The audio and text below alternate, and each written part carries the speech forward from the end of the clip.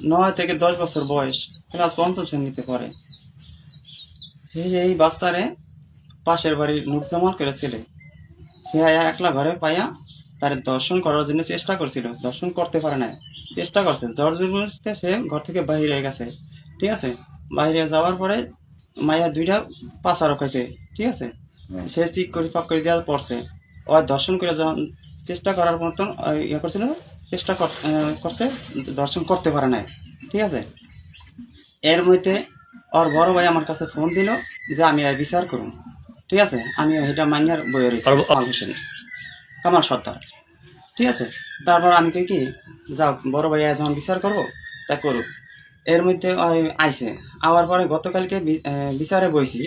ঠিক আছে, কোনো লোকজন এরকম ডাকা হয় না, ওরাই স্থানীয়ভাবে আইসে বা 2জন লোক আইসে না।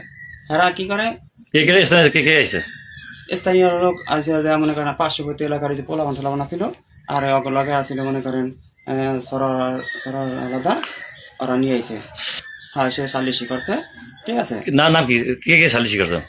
সালিশি করার মধ্যে খালি সরর আলাদা একলা ছিল, আর আমার ভাই বেড়া যারা ছিল, আর আশিপাশি যারা আসছিল এই ছিল লোক ছিল। দর্শন করার চেষ্টা করছে। ছেলেটা নাম নুরুজ্জামান। তার বাপের নাম কি? তার বাগানে এই হাসিম সর্দার। বাড়ি কোন জায়গা? বাড়ি উত্তর পাতাছড়ে। আপনাকে আমার পাশের বাড়ি। হ্যাঁ, তারপরে ওকে বিবাহ করছে আগে বিবাহ করছে। ওর জীবনে অনেক ইতিহাস আছে। হ্যাঁ, এরকম বিগত অনেক সংসার নষ্ট করছে। জি, ঠিক আছে, অনেক সংসার নষ্ট করছে, অনেক মেয়েদের জীবন ছিনিবিনি খেলছে। আমার মেয়ে দেখলে আপনারা অবাক হয়ে যাবেন গা। 9 থেকে 10 বছর বয়স মাত্র। ঠিক আছে, ওর ডাক দিয়ে আনো। ঠিক আছে, এর মধ্যে মনে করেন এই বিচারের আমি হেকালেই কইছি যে আমি বিচার মানি না। এখানে কি বিচারটা আমরা করি? এই বিষয়ে আমি সন্তুষ্ট না। না, এই কি বিচারটা করো? যদি আজকে জুতা দিয়ে 2টা বাড়ি দিত, বা ধরে 2টা ইয়া দিত, হ্যাঁ, এই কোনো কিছুই করলো না, খালি আত্রা মিলাই দিল যে পার্শ্ববর্তী এলাকার মানুষ অনেক করে হালাইছে, আমি করার কিছু নাই। ওই এর আগে আমার এক নাতিনের এই 20টা টাকা নেই, 20টা টাকা নেই লং বইতে কইছে। এরপর আমার আর এক নাতিন আছে, সেটা দৌড়া গয়ে গেছে, গেছে।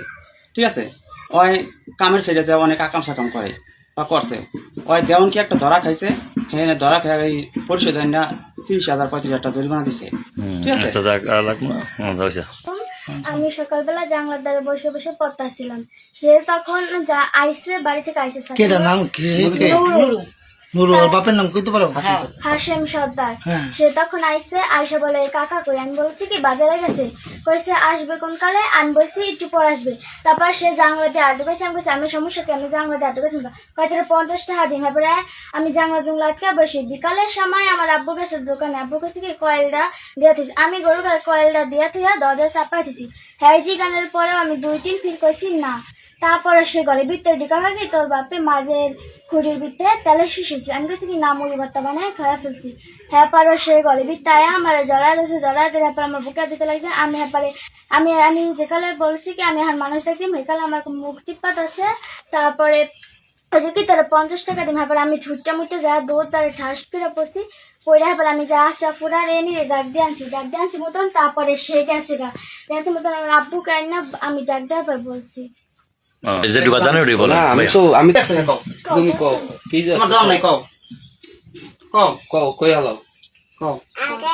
আগে কইছে কি আমি সবাই ঘরে আসো কাকি নাই। আইসে মায়ের ঘরে বলে তাহলে শিশু নাই, মুড়ি ডাবল খাওয়া লাগছে। কইছে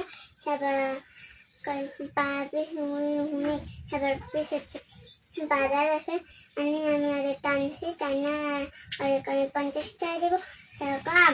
আর টানছি আমি, তারপর টানি শুকা ফুকো দাঁড়িয়ে গেছে, বলাইছে। তারপর মনে হয় যা 5 খাইছে 10 টাকা।